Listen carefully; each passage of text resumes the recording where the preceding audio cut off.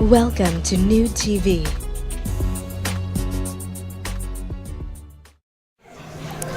Hi, this is Tiffany Knowles for a very special coverage of the Nelson Mandela Passing, and we're here at Madiba Restaurant in Brooklyn, New York.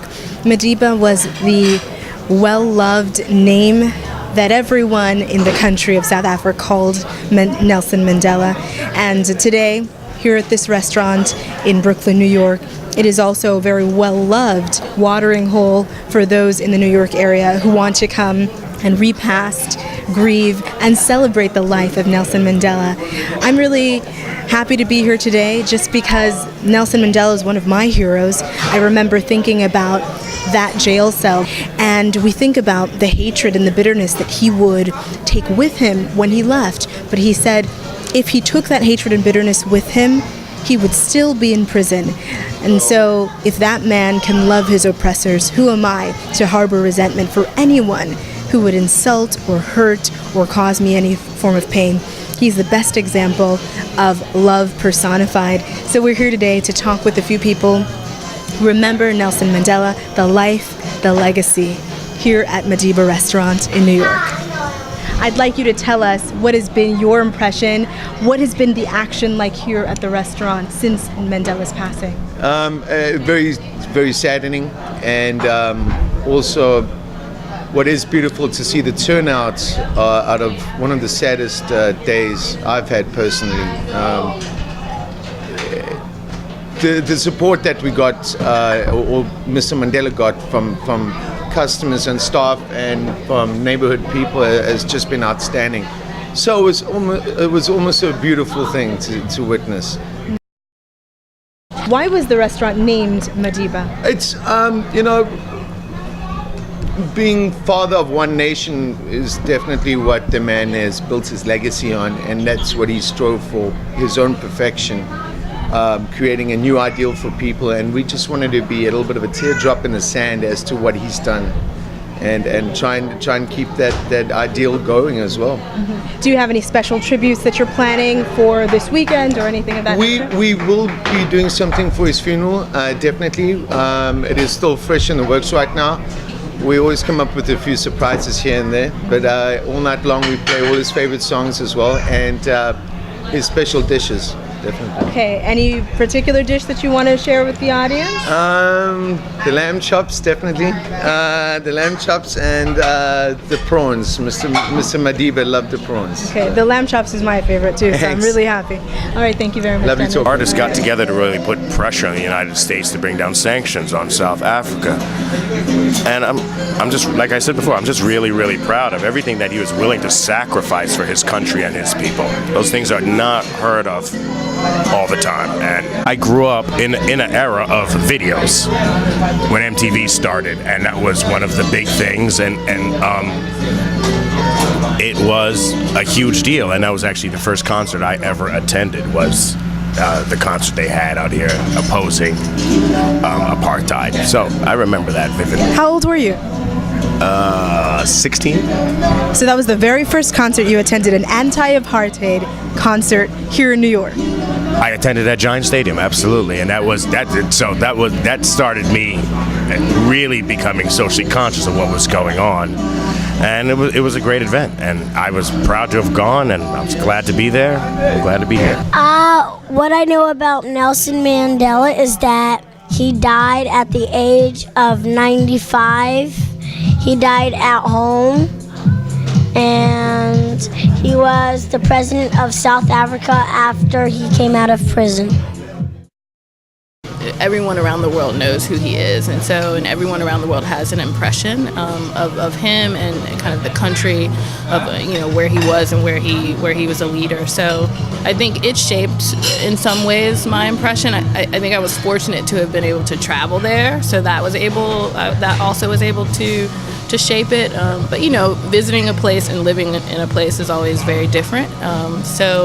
I think that it definitely, who he was, stood out to me as a place that I would always, want to go and visit, just because of who he was and what he stood for.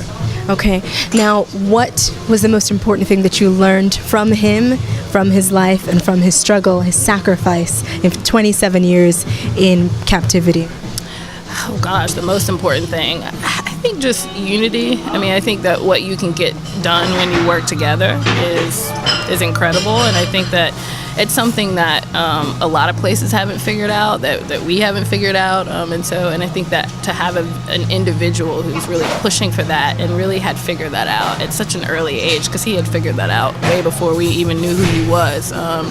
It is incredible. So I think that's a lesson, I think, for all of us. And he's the type of person who you want to learn that lesson from him, right? Because, we don't want to hear that. We don't want to hear let's hold hands and with the people who we feel like are the reason why we are where we are. So I think, not only was it the lesson that I took, but also that he may be the only person that could actually, teach me that lesson. When by ending the system of white minority domination, humanity will have ensured that never again shall the scourge of racial tyranny raise its ugly head.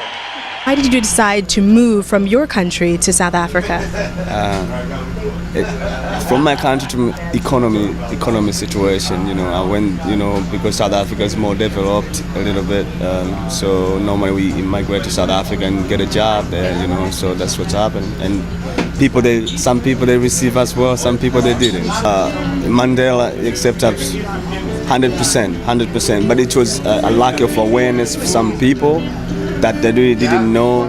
Because, for example, a lot of exile people, most of them, they come to Tanzania. We go the area for just South Africa. We, like a land we gave them called Mazimbo in Tanzania. So it was great, but as I say, some people really, they were not aware, because there's a lot of xenophobia going on in South Africa. It's awareness. I don't blame nobody. It's just awareness that these people is part of us. I know that Nelson Mandela was 95 when he died. I know that he went to jail for 27 years. I know that he was the president of South Africa, and I know that he was a freedom fighter, and that he fought for black rights so that blacks would get the same rights as white people. We're with Makanzi here at Madiba, and she would like to share her impressions. We know that you are a native South African.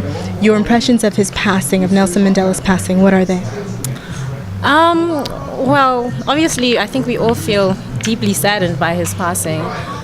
It's something that we have been expecting for a long time, but now that it's happened, nobody really can believe that it's happened. And so I think deeply saddened, and yeah, it's one of those things where you kind of feel like he would never really pass, because he was always this icon that we looked up to and appreciated the part that he played. So very sad. And now, you lived there for all of your life. You only moved to New York 3 years ago. So tell me, what were your impressions of the struggle, where you lived, and what did you feel when he was liberated in 1990? It's kind of difficult. I think when he came out of prison, I was probably about 5 years old. So I don't remember that much. You obviously remember a very festive mood with your parents, very excited about what's going on, but you didn't really come to terms with what had happened. Growing up as well, I mean, I was pretty young as well when in '94 and in 1990. So you come to terms with these things when you look back on your life and look back and speak to your parents and find out, some of the struggles that they went to. And, it's very heartbreaking when you hear about some of the things that your parents had to go through, and, your aunts and uncles and people around you that, just to get you to where you are. So when, he eventually came out of prison, and when you kind of look back on your history and you learn about your history and you look more into your history, you really start to see, what the struggle meant and what I think it still means, because I think there's definitely something that we now need to do, and not just say, okay, Mandela was here and he did this for us, and it's great.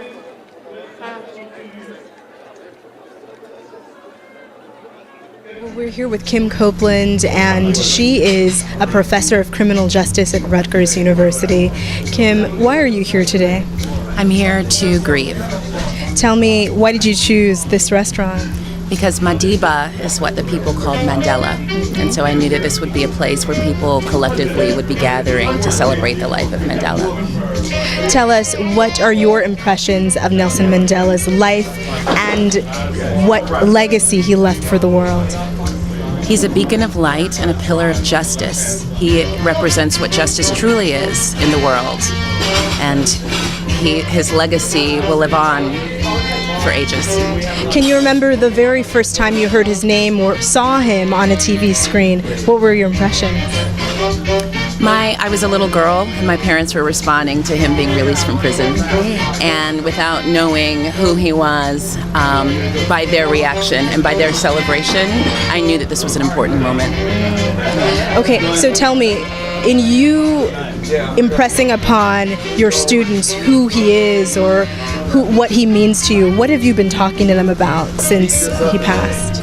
Well, as a professor of criminal justice, one of the most important things that I try to impress upon my students is, the true meaning of what justice is. We don't see justice carried out in the way that it is intended in our communities, and particularly in the United States, where we have an issue of mass incarceration, and with many, many people being incarcerated for years and years at a time, and we've given up hope. We've labeled these individuals. When I talk about Mandela, who was incarcerated for 27 years and then became president of his country, I talk about second chances. I talk about how we get it wrong, and I talk about the meaning and the import of bringing about true justice in our country and throughout the world.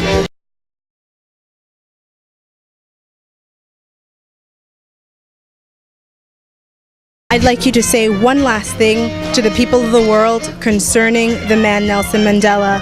What hope do you want them to see in his passing? How do you want them to move forward? I want them to see the revolutionary power of love.